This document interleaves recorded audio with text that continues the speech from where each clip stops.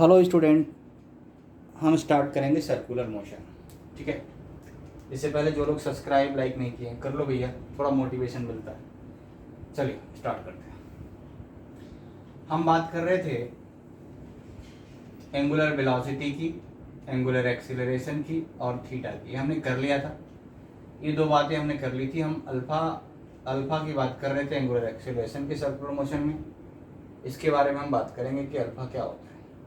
ठीक है, तो चलिए अल्फा के बारे में थोड़ा सा हम डिस्कशन करेंगे। अल्फा को हम बोलेंगे यहाँ पे एंगुलर एक्सीलरेशन।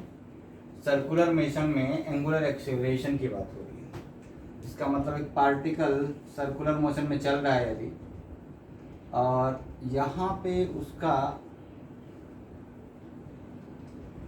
एक्सीलरेशन की बात की जा रही है, एंगुलर एक्सीलरेशन की।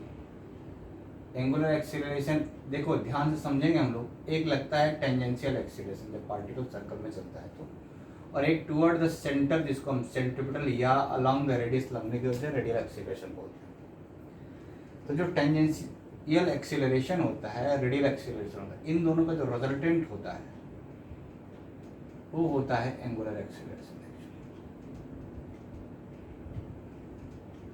ये जो अल्फा है ये है अल्फा, और अल्फा इन दोनों का रिजल्टेंट वो आता है root of AT square plus AR square. ये तो बात रही अल्फा की। अब अल्फा को हम डिटेल में थोड़ा पढ़ेंगे। अब आप पूछता है कि अल्फा कितने एंगल पे जा रहा है, क्योंकि acceleration is a vector quantity. अब आपने कह दिया कि सर हमें इससे एंगल थीटा बताइए, कितने एंगल पे जा रहा है, तो आप लिखोगे tan थीटा। जिससे बन रहा है वो नीचे वो बेस हो जाएगा, तो ये AR होगा और ये हो जाएगा AT। तो theta is equal to tan inverse AT upon AR from radial acceleration, angular acceleration का डायरेक्शन होगा। Theta is equal to tan inverse AT upon AR। Okay guys, that's angular acceleration. देखिए यहाँ पे अब हम थोड़ा इनको अच्छे से समझते हैं, तो ये दो बातें क्लियर हो गई कि एंगुलर एक्सीलरेशन अल्फा होता है, अल्फा की वैल्यू ऐसे निकलती है, और उसका एंगल बताना है कितना है तो AR से बता सकते हैं। कोई बच्चा बोले कि नहीं सर मुझे AT से बताना है, तो आप AT से बोलोगे थीटा, तो tan थीटा, या इसको θ1 ले लेते हैं AT से, मान लो तुम्हारा θ1 बन रहा है। तो अब ये नहीं बन रहा होगा, तुम AR ऊपर हो जाएगा और AT नीचे, जिससे बनता है वो नीचे। तो θ1 इज इक्वल टू क्या हो जाएगा बेटा, tan inverse AR upon AT। तो जिससे बताओ यहाँ पे आप लिखोगे कि angular acceleration forms angle from tangential acceleration tan inverse AR by AT। ऐसे आप लिख लोगे। जिसको स्क्रीनशॉट लेना जल्दी से ले लो मेरे भाई। देखो आग लगानी है तो ये सारे हमें कंसेप्ट क्लियर पता होने चाहिए, और बहुत डायरेक्ट कंसेप्ट पता होना चाहिए। जल्दी से आप स्क्रीनशॉट ले लो जिसको लेना है, फिर हम आगे बढ़ेंगे, AT के बारे में बात करेंगे थोड़ा। Okay guys. अरे कोई दीवाना कहता है, कोई पागल समझता है। चलो आगे बढ़ते हैं। ओके, इसको मिटा देते। अब दो बातें यहाँ पे खड़ी हो गई। ये बात यहाँ पे आ गई कि AT क्या होगा। देखो ध्यान से समझोगे। एक्चुअली कोई भी बुक्स आप पढ़ोगे डायरेक्ट चीज़ें लिखी नहीं है, कोई भी टीचर से पढ़ोगे डायरेक्ट बताता है। तो बेटा मैं डायरेक्ट बता रहा हूँ, आप कोई भी टॉपिक है उसके 2-3 वीडियो 20-20 मिनट 25-25 मिनट के बनते हैं आपके, उनको आप देख लो। फिर IIT के और मेंस के और नीट के क्वेश्चन की प्रैक्टिस करो। शुरू से 11 से स्टार्ट कर दोगे तब जाके कहीं तुम्हारा सिलेक्शन होगा। मतलब अपने आप को प्रैक्टिस लेवल पे लेके आओ। तुम क्या करते हो, पढ़ते रह जाते हो, तुम्हें यही नहीं पता। अभी 11th वाले बहुत बच्चे पढ़ चुके, उनको पता नहीं टेंजेंशियल एक्सीलरेशन क्या करता है, रेडियल एक्सीलरेशन क्या करता है, और वो बोलते सर हमने तैयारी की हमारा सिलेक्शन नहीं हुआ। नो भैया, पहली 2-3 वीडियो देखो, एकदम क्लियर पता चल जाएगा। NCERT उठाओ, सॉल्व करो, और इसके बाद आए हुए कुछ क्वेश्चंस देखो। मतलब सॉल्व करने की तुमको आदत सी पड़ जाए तो मज़ा आ जाए। टेंजेंशियल एक्सीलरेशन AT क्या होता है देखिए, ये डील करता है only direction of the velocity. किसको बेटा? Only direction of velocity, direction of the velocity को डील करता है। नहीं, गड़बड़। ठीक है, it's deal only magnitude of the velocity. ध्यान रखना आप लोग, magnitude, magnitude of the velocity. इसका मतलब जब भी पार्टिकल चल रहा होगा, यदि 80 की वैल्यू मान लो मैं 0 कर दूं तो क्या कांस्टेंट होगा? वेलोसिटी का मैग्नीट्यूड। इसका मतलब आप बोल सकते हो कि सर स्पीड कांस्टेंट रहेगी। स्पीड को डील करता है। और 80 0 है, इसका मतलब क्या होगा बेटा? 80 0 है, इसका सीधा सीधा मतलब स्पीड होगी कांस्टेंट।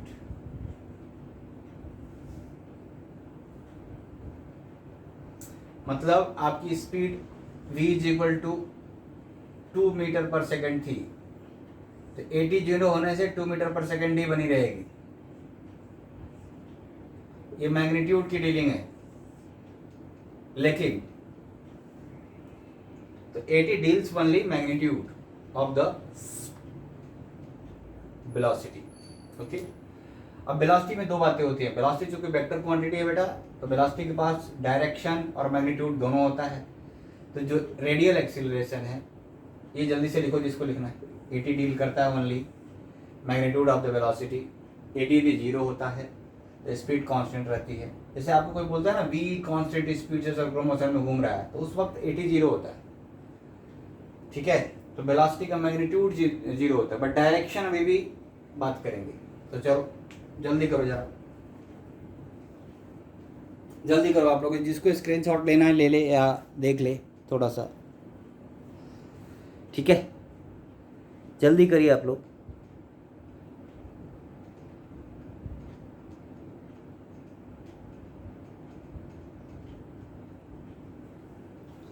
ओके गाइस, अब हम बात करेंगे रेडियल एक्सीलरेशन की। जरा इसको आप लोग मिटा रहा हूं मैं। तो रेडियल एक्सीलरेशन क्या करता है वो जरा देखेंगे। ठीक है, रेडियल एक्सीलरेशन AR, या इसको हम सेंट्रिपेटल एक्सीलरेशन भी बोल सकते हैं। ठीक, ये डील करता है only direction of velocity, velocity के डायरेक्शन को डील करता है।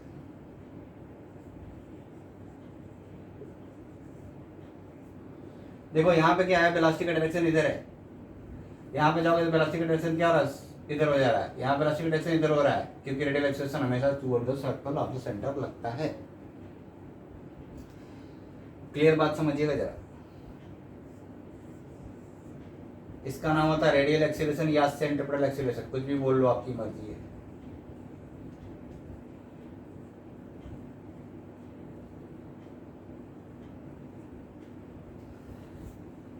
ठीक है बेटा, इतनी बात नोट करिए। अब देखो ए जो AR होता है, जो रेडियल एक्सीलरेशन होता है, उसकी वैल्यू यदि कांस्टेंट स्पीड आपको पता है v, तो v स्क्वायर बाई r होता है।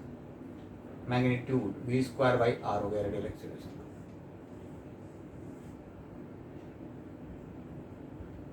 क्योंकि रेडियल एक्सीलरेशन का भी एक मैग्नीट्यूड होगा और उसका डायरेक्शन होगा। डायरेक्शन हमेशा toward the centre of the circle रहता है बेटा। ये बातें नोट कर लो। जब भी पार्टिकल सर्कुलर मोशन में चलता है तो रेडियल एक्सीलरेशन लगता है, जो वेलोसिटी के डायरेक्शन को चेंज करता रहता है। दिक्कत है कोई किसी को? दिक्कत है किसी को कोई? ओके, जल्दी से नोट कर लो रेडियल एक्सीलरेशन।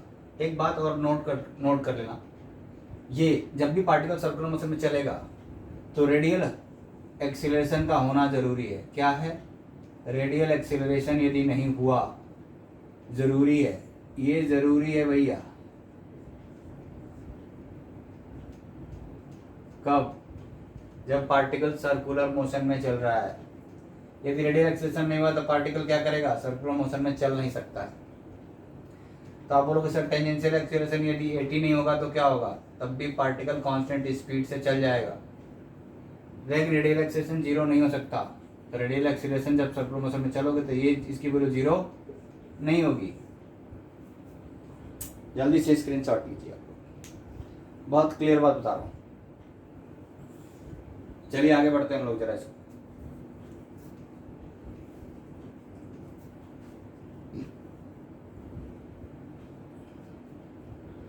मतलब जब भी पार्टिकल सर्कुलर मोशन में लगेगा, जिसको नोट करना है नोट कर सकता है। When particle move in a circular path, circular motion, then require radial acceleration AR, जरूरत है, नेसेसरी है बेटा, वो जीरो नहीं हो सकता, कभी भी जीरो नहीं हो सकता, याद रखना।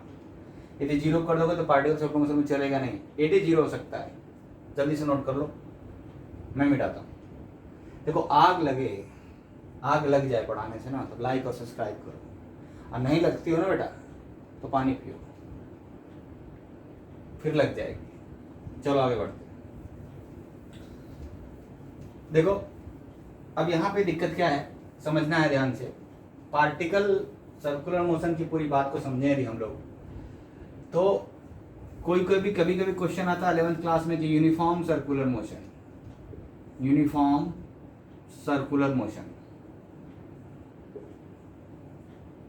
Circular motion, circular uniform circular motion का मतलब उसका स्पीड कांस्टेंट रहेगा,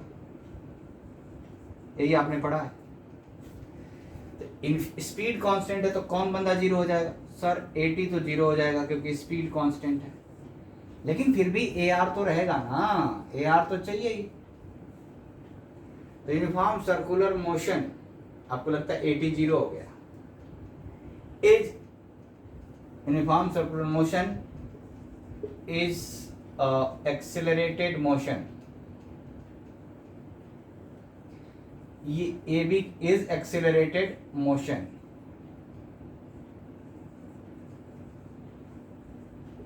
वाई क्वेश्चन पूछा जाता है, uniform circular motion is accelerated motion, why? इसका आंसर ये दोगे आप कि सर मोशन कोई भी हो, जैसे ही आपने सर्कुलर लगाया, सर्कुलर सर्कुलर मोशन जैसे ही आपने लगाया, तुरंत एक एक्सेलरेशन की जरूरत है, रेडियल एक्सेलरेशन जरूरत है। तो आप कहोगे यूनिफॉर्म सर्कुलर मोशन में भी एक एक्सेलरेशन लग रहा होता है जिसका नाम रेडियल एक्सेलरेशन हो सकता है। समझ गए आप लोग? तो एग्जाम में आप ऐसा लिखोगे, in uniform circular motion speed is constant, tangential acceleration is 0, but radial acceleration always act in a circular path. Hence, uniform circular motion is accelerated motion because centripetal acceleration या radial acceleration always act toward the center of the circle. आराम से आपका answer सही हो जाएगा, क्योंकि circular motion में चलने के लिए रेडियल एक्सेलरेशन की जरूरत पड़ेगी, चाहे वो यूनिफॉर्म हो चाहे कोई भी मोशन हो। ठीक है, ओके, खत्म करते हैं, हटा देता हूँ इसको मैं। चलिए देखो, मैं जब पढ़ाता हूँ तो नोट्स बनाओ, ठीक है, क्योंकि बेटा हमें ना मोटी सी बुक नहीं पढ़ानी है, हमें क्लियर कंसेप्ट पढ़ाना है। बाकी कोई भी क्वेश्चन लाओ, कुछ भी देखो, कोई दिक्कत नहीं। हम एक बड़ा सा उपन्यास नहीं बनवा रहे हैं, हम दे रहे हैं 2-3 वीडियो में आपको एक क्लियर कंसेप्ट, जिससे आप उसको पढ़ो और फटाफट IIT मेंस और एडवांस के क्वेश्चंस करो। ठीक है, अब देखो जब पार्टिकल सर्कुलर मोशन में चलता है, अब हम इसको थोड़ा सा मिटा देते हैं। जब पार्टिकल सर्कुलर मोशन में चलेगा तो क्या क्या एक्सपीरियंस करेगा? तो 80 भी जीरो है, तो m मास का पार्टिकल था आपका, वो सर्कुलर मोशन में चल रहा था, तो क्या एक्सपीरियंस कर रहा था बेटा? वो एक्सपीरियंस करेगा एक फोर्स। m मास का पार्टिकल एक फोर्स एक्सपीरियंस करता है, क्योंकि उसको एक रेडियल एक्सेलरेशन मिलता है। वो m इंटू AR का रेडियल एक्सेलरेशन मिल जाता है उस पार्टिकल को, तो वो एक फोर्स एक्सपीरियंस कर जाता है। क्योंकि देखो, ये जब भी पार्टिकल m मास का पार्टिकल सर्कुलर मोशन में चलेगा तो रेडियल एक्सेलरेशन लगेगा।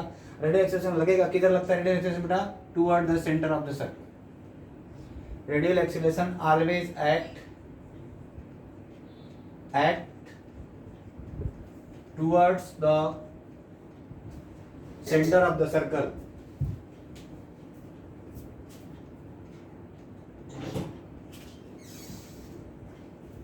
Always act toward the center of the circle.